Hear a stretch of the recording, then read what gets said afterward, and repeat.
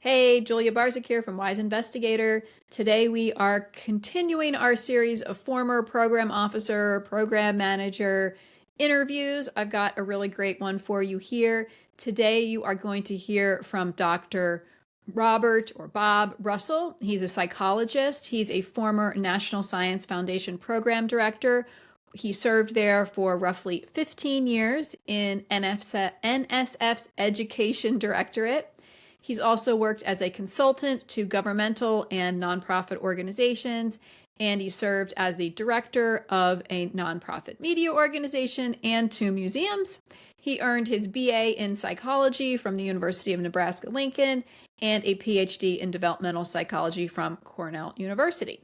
So in this conversation, Bob shares some practical behind-the-scenes tips and advice for how you can turn a strong idea into a strong NSF proposal. So a couple things we're going to get into here is he's going to share with you what matters most when you're approaching the process of preparing a proposal for NSF. And he explains why you want to start this process very early, maybe 6 months out. He also gives some tips on how to find the right program officer, the right contacts at NSF. And this is important now that the directory of actual names of people and their contact information is no longer on the NSF website. So you'll want to hear this. And he also talks about some mistakes that he consistently saw in the proposals that came into his program. So grateful to Bob for sharing his time and his wisdom with us here today. When you were serving as a program director, what were you actually trying to accomplish in plain English? Well, let me split that into personal and agency-wide. For myself, well, I tried to not bias grants, bringing my personal perspectives into too much influence on what I recommended for funding. But I've always been dedicated towards those devil words, diversity, equity, and conclusion. So a lot of my career I've been devoted to projects that are trying to engage all the diverse peoples we have in our country. With regard to NSF, well, most of the time those policies were still okay. So I tried to forward those as appropriate with proposals that received positive ratings. And then of course I was always interested in curiosity and in new ideas, so I'd try to find proposals that had a creative idea that moved things beyond where they are now. That's the main thing, whether it's developing a new learning experience or doing research. Maybe a whole bunch of people have already investigated some topic, not that a little more research doesn't hurt, but NSF wants to fund innovation and break new ground in research. So those were some of the things that were guiding me. And then, of course, depending on each program that I worked within had somewhat different objectives. So then I obviously had to make sure that the proposals that were being recommended to move forward in funding, addressed the objectives of each program. Okay, thank you. So we're going to talk about some great stuff over the next 30 minutes, but if someone does not have time to watch the full video, could you tell them right now what is one thing that a faculty member can remember if they're just going to remember one takeaway about getting funded? What would that be? Well, if I can say two, I'd say number one, carefully read and address all the requirements in the Notice of Funding Opportunity, which NSF is calling what they used to call program solicitation. So read the NOFO carefully, as well as additional NSF requirements. And then secondly, send in a concept paper and speak with a program officer. And do that early. Great advice. So could you walk us through at NSF the life of a proposal from that idea, which you're suggesting maybe should come in as a concept paper, through development of the idea into a proposal, and then even through it's being performed as a funded research effort? What is that life cycle for NSF? Okay, well, so are you meaning from the point in time when NSF receives the proposal, then what happens? Well, I would say what steps might there be before? Because I think a lot of faculty think about drafting the proposal and then getting funded and having that win. But oftentimes there are important pieces of that process that might happen before, like informal conversations. And then once you're funded, what do you want to do on that effort to make sure that your sponsor's getting all the value Okay. out of it that they can? All right. Well, here we go. At the get-go, you want to have an idea that is innovative, creative, moves forward either practice or technology or a method of engaging students in learning STEM. So that's the first thing, is to identify gaps in current research, and then to try to come up with creative ways to address those gaps or identify new opportunity. So that's like the first thing, is you got to probably have more than one idea. Second is start early. I would recommend at least 6 months, because there's a lot to do.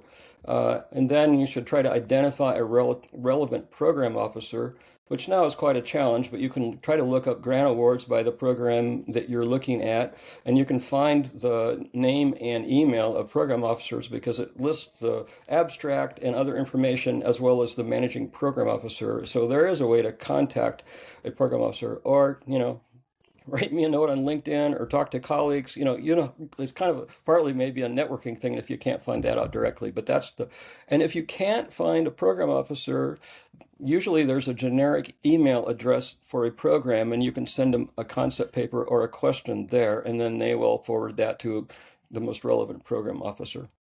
So that's the next thing to do. So then send in your concept paper, and then that's early on. And then, after that, well, you want to recruit the team with the expertise you need, and also partnerships, develop any partnerships you need. And if you don't already know the folks, that'll take some time. So you have to allow yourself enough time for that. And then you need to develop the research background, the foundation for your project, and then figure out how you're going to implement that in two ways. One is, what are you going to develop? The curriculum or the museum exhibit or the video game, or, there's a lot of different things you can develop. So what is that comes directly out of the research background, theoretical approach that you have, that you propose to develop? And then for your proposal, you would need to develop a brief, very targeted review of the research literature. Don't overwhelm people with million references, but you need to put your stake in the ground and have a good basis for what you're doing. And then one thing to do early on too is to work with the sponsored research office of your university, because this is what they do. I mean, they both help you put together the proposal, and they can especially help you with the technical aspects like the budget, and there's some other forms to fill out. So use them as a guide. You're the idea person, they're the technicians. So that's what I do. And I would say to establish the writing team for the proposal. It doesn't have to be done all by one person. And I know what that's like, because I've been director of some small nonprofits, and I was the sponsored research office in our nonprofit, as well as the grant writer, and so on. But get the help from them. And presumably you may have several people writing different sections of the proposal, because different people have different expertise. But I recommend having one editor for the overall proposal, so that the proposal speaks with one voice, because you don't want to be reading along and then all of a sudden there's a change in style and that kind of thing. And then you also, early on, you should outline the proposal sections, and then if you have different people writing on it, we'll get those assignments out. So presumably you'll be having regular meetings, and then you should consult the NOFO, the announcement of the funding opportunity, and then the acronym PAPPG. That's the development manual for NSF, that has all the requirements, both for putting a proposal together and submitting it, telling you all the kind of what can you ask for in the budget, just all those details. And then I would also recommend that you check NSF website for current priorities, both areas that NSF is interested in, as well as any new policies. And obviously the policies about, that, in effect prohibit proposals addressing diversity, equity, inclusion, climate change, and some other areas, don't bother. But you should check all those things out early on.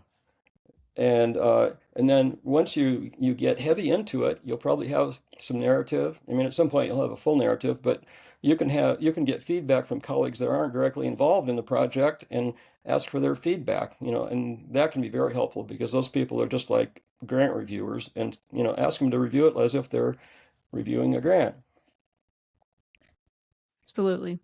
And then with NSF, once someone learns that they're funded and they're performing the research All right. or the work, what is the best way to keep their program director informed? How often might they want to send updates? What kind of materials might they want to send to NSF to let them know about the great progress they're making? Or if they're having some challenges getting something staffed or spending their money, when would be a good time to check in and say, hey, maybe could we talk about how this is going? Yeah, well, so let me back up just a little bit. So, let's say, okay, you submit your proposal, it met all the requirements, and it has been reviewed. And often program officers in a particular program meet together to discuss the shiny ones that they all have identified, so that it kind of is it's not group consensus isn't 100% isn't required, but anyway, there's some consultation there. And so then yours kind of floats to the top. NSF may still have a couple questions to ask you if reviewers brought up some significant issues. So they may ask you to write up a some brief explanation of how are you going to do this, or why did you do that, and then it will be recommended by the program officer. Then NSF is changing this organization, but there would be another higher level person that would sign off on it. And then in addition, there may be, I don't know if I'd call it political, but after the whole Doge thing, which ended up with all those grants canceled across many agencies, there's a check for compliance with these policies, especially the new policies. So let's say it makes it through all that. So it may take 3 to 6 months for you to get anywhere. I'd say after about 2 months, you might write an email, just, and I'd say do email, don't call, and just send them a brief note saying, could, any update on my proposal? And then you might wait several more weeks and try it again. You don't want to harass program officers with a bunch of email because they've already got too much going on. So I'd say, and then when you get to like maybe once or twice before 6 months, and then after 6 months, then you can try to ping them maybe once a month, and it can take longer than 6 months, but I think they're trying to be more efficient now. So maybe you'll hear something 3 to 6 months after the proposal was submitted. So. Okay, great. Oh, and then you'll get an award letter, and then then you should consult that same PAPPG, because that gives you information on how to administer your grant, and then you would be working with your sponsored research office because they kind of look over your shoulder. And one other thing with relation to the sponsored research office, you probably know that usually those offices have a deadline where you have to get your proposal to them at least a week or so, maybe more, in advance of when the submission is, because they want to check the whole thing out first to make sure that everything is, tidied up and correct. Yeah, absolutely. Okay, great. Well, could you tell us a story, maybe a hypothetical one, or anonymizing some details of a time a proposal did get funded, even though it was not, quote, perfect, or it might have had a rocky start, a success story that maybe wasn't an easy success? How might that unfold? Well, okay, so I did recommend, ultimately recommend not a huge number, but a number of proposals that had achieved there were the individual reviews, and then although this may be changing too, of having outside review panels, but in any event, the proposal was ranked as competitive as opposed to highly competitive. So the highly competitive ones are the ones that usually make it and are funded. But I'll just tell you a couple examples. One was a competitive proposal. It was from Digital Harbor in Baltimore, Maryland. They had started a makerspace, and this was maybe 10, 11 years ago. And that was when the maker movement was on the move. And they had a very creative approach in their proposal. And they had already shown that they were effective in engaging youth from all backgrounds.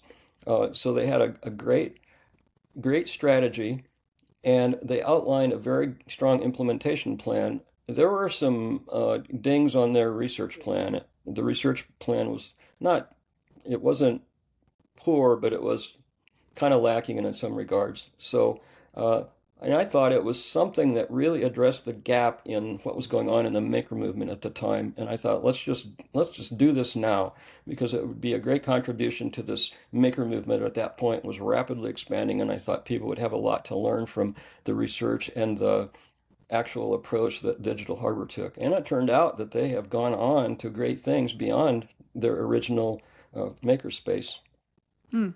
Great. Okay. Yeah, that's enough, right? Yeah.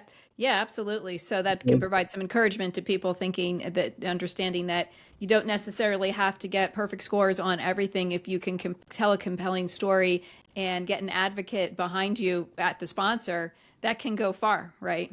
Yeah, it can. I mean, it clearly helps, and if you have a compelling story to tell, well, first of all, I mean, this is just my maybe individual approach, but I'd say, well, does this look like it will be engaging for students or adults or whomever the target audience is? So I would look at the first part, because you could have a great research plan, a multi-level modeling, whatever, but if the actual experience didn't look compelling to me, well, then I might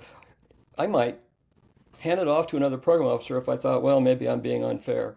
But that was one thing that I always like to see, a creative, engaging approach, and it convinced me that this program could engage kids. And then there were other questions like, do they have a good research plan, and all the other things you need to develop. But Yep, great.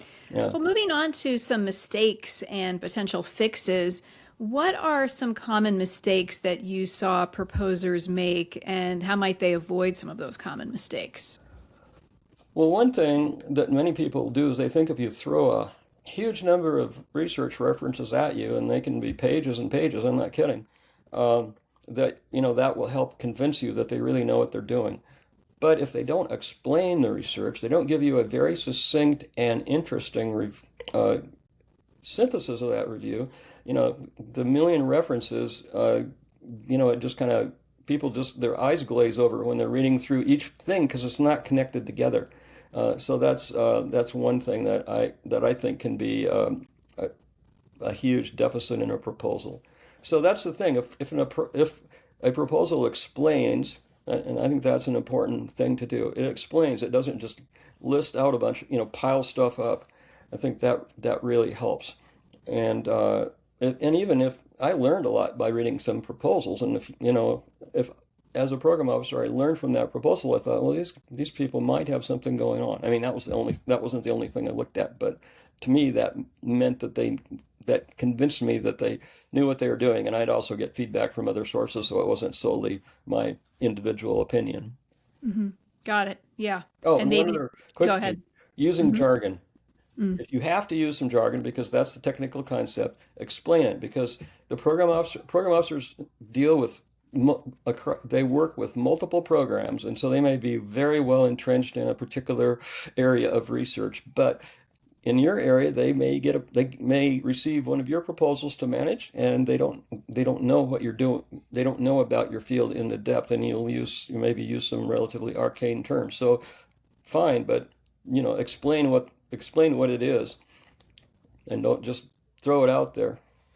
Yeah, I think in relation to a lot of the outreach type proposals that I read, or sections of those type of proposals that had that component, there would often be a reference to maybe a local nonprofit organization, Hmm. and they might give the name of that organization, but would fail to write just one sentence about what that organization does, right? That Yeah, was something that was common. So it might say, oh, I live in Durham, the Durham Youth After School Science Club program. But it yeah, wouldn't say that one sentence after that says this organization's existed for 30 years and has served this many children, and its aim is to provide this type of programming for after school programs or something like that, because that's something that often the proposer might be thinking, oh yeah, sure, it's the organization down the road. We all know what that yeah. is, but no, we don't when we're in another city or Well, state, right? well, that's the whole idea of job description. So that's important for partners, like you just said, to, give a little, just a short paragraph, but give a little bit of information on why they are good at doing whatever it is they're doing in your project, and and their role, and then also describe their role in the project. So you don't just say girls club and then assume that people will figure out that you're recruiting girls for your project through the whatever. Yeah. Okay. So now when a PI is looking at a very large organization like NSF and they're trying to figure out where might my research fit, sometimes it's an obvious fit, but sometimes it's not, especially if they're doing something interdisciplinary or something that's maybe not completely research focused.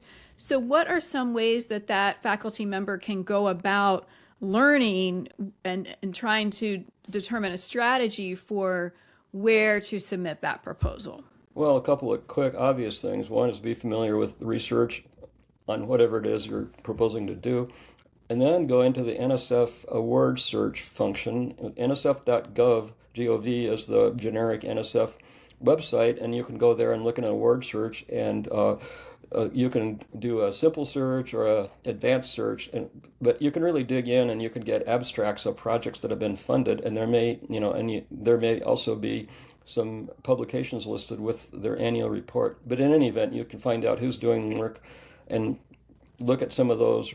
Look at some of the reviews some of the review articles related to the work that can support what you're doing. So that's one thing to do. Okay, great.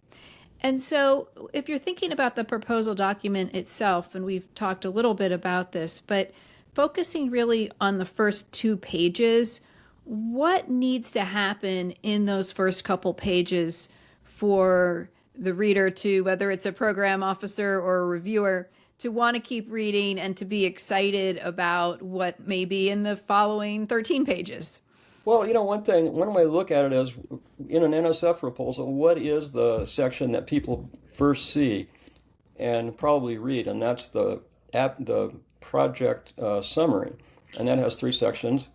There's a general paragraph where you try to state what is the problem, why is it important that this be addressed, and a little bit about how you're addressing it and who the target audience is, just that. And then there's second element is intellectual merit, and that's the researchy side of the project. Why should we care? Why is this research important?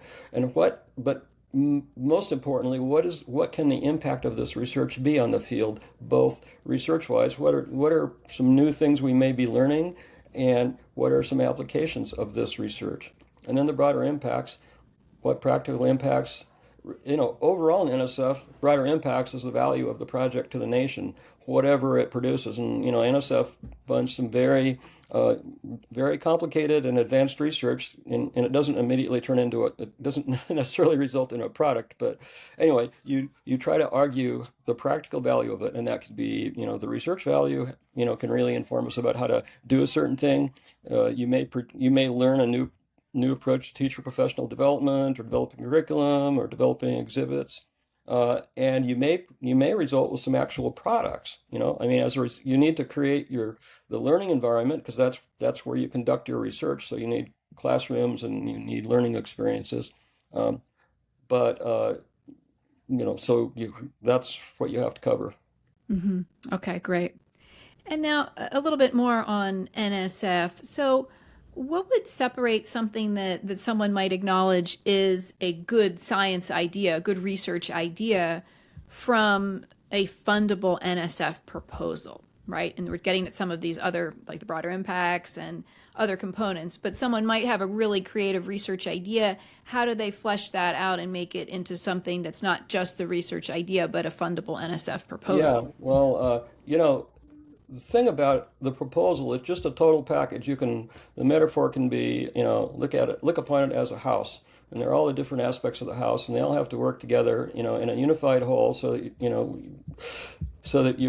the project will be ultimately successful. And sometimes I tell people, a different, more colloquial way of saying that is you got to have a rug to tie the room together. I got that from that movie, The Big Lebowski. So you start with what is the issue? Why do we want to know more about this? How will this benefit the field?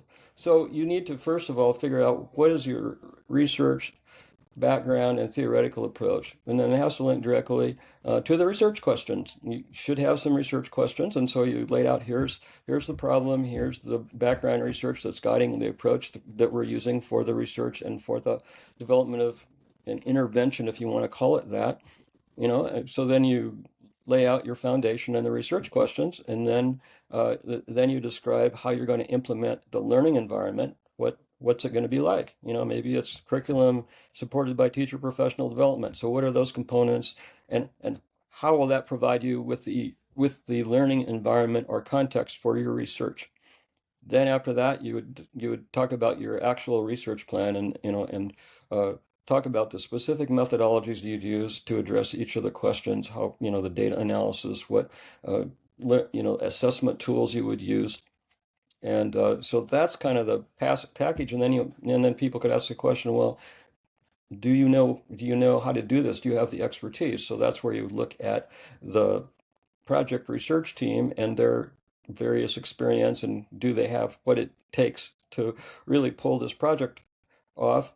And then normally there's an implementation plan where you may lay out a timeline and talk about how you're going to roll out, what order these things are going to occur in, and how you're going to roll out the whole project, so that at the end of the day you've been able to develop the intervention, if just to call it the thing, and you've have a good implementation of whatever that is, and then you were able to successfully collect the data and analyze it, and then what comes out the other end. Sure. Yeah. So you mentioning the team, that's one thing that a lot of new faculty can feel a little hesitant about, is really selling themselves. They don't want to sound like they're bragging, but would you give them any encouragement to really take that part of the proposal seriously and explain to the reviewers why they are the appropriate person to perform this work? Yeah, well, it is probably true that people that have received grants already probably have a higher success rate than young faculty, or if you've never done it before. But I think that most program officers are open to the ideas, and then also to a strong plan for implementing the proposal.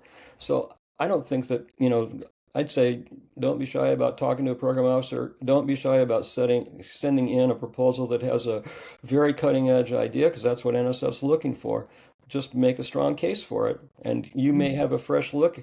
You may have a fresh look at the field of research you're involved in. So you may have a leg up in one way on people that have, they're just maybe plodding along doing what they've always been, they started out and they're kind of doing the research in the same vein. So NSF is definitely looking for innovation, creativity, and new researchers. And there's, in fact, the career program is one program at NSF you would want to look into if you're a relatively young researcher. Yeah. You can get a grant for over 5 years to help you develop your whole research program and to set up a research lab. So, yeah, sure. So now thinking a little bit about beyond the program level, or where you're evaluating, or even say the individual proposal level, but looking more at a program or even a portfolio level, you were at NSF for a long time, so you certainly had a window into the overall strategy of an organization. We understand that that can change over time, like specifically what's being prioritized or what's being allowed or not allowed at any one point in time. But maybe you could share with us some of your perspective on the idea of a portfolio of ideas, balancing those ideas. How does someone in that kind of position make decisions that to say not just on the individual proposal, but what is a balanced portfolio going to look like? Well, first of all, just NSF traditionally, maybe this will be changing with some of the new policies within NSF, but traditionally NSF has said, we want to get more proposals on this area. And they're not very prescriptive, like saying, we want 10 proposals on this math problem and 10 on this problem. They're generally pretty open. They're like, it might be K through 12 STEM education. Well, that's a pretty wide open field.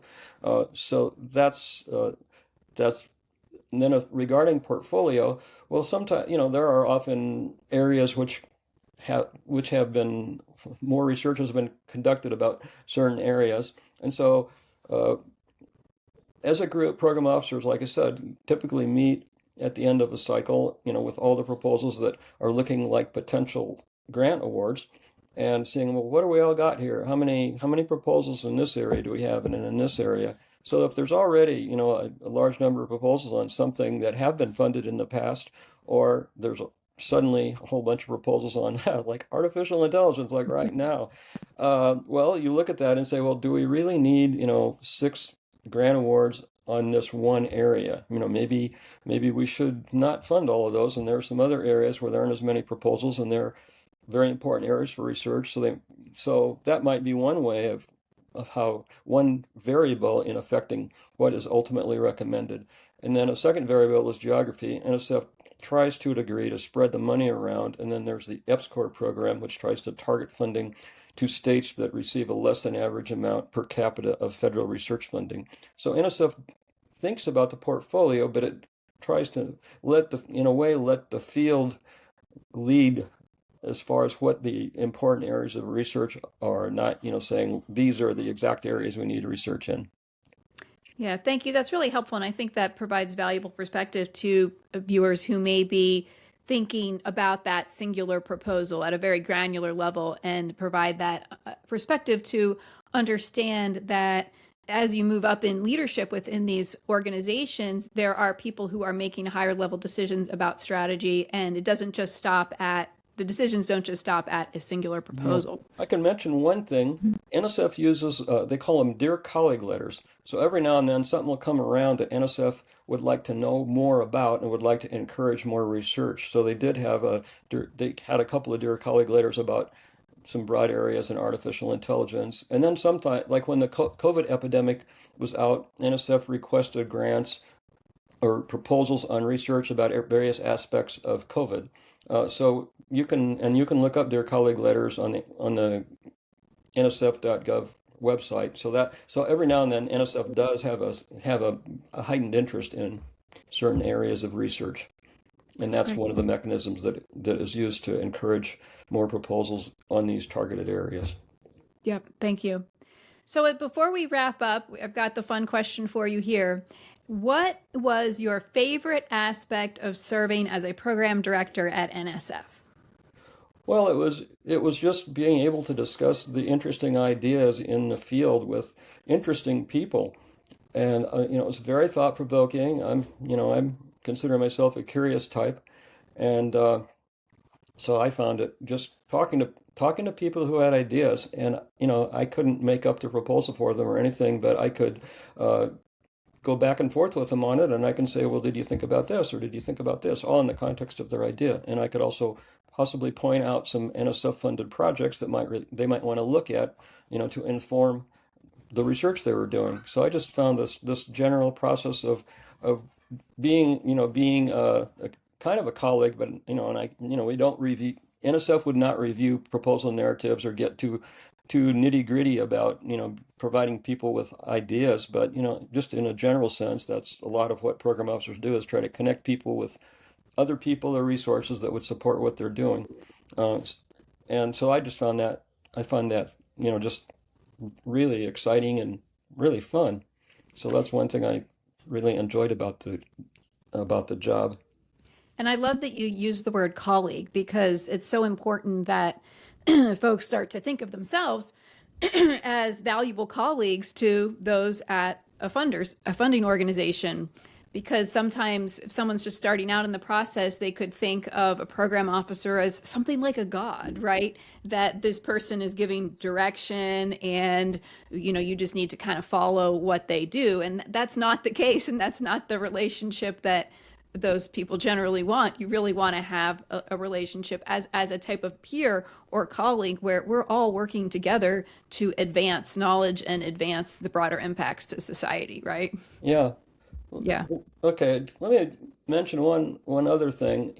Sometimes someone can have a really interesting idea, and maybe they've even got some good research questions, but implementation is also really important. You can have a great 2-3 page overview of the research, and maybe that strongly supports the research questions, but then you can't let up. You should try to present a strong approach across the board of what you have to do, because NSF is highly competitive, and funds and only funds tend to maybe at best 20% of the proposals submitted to a particular program.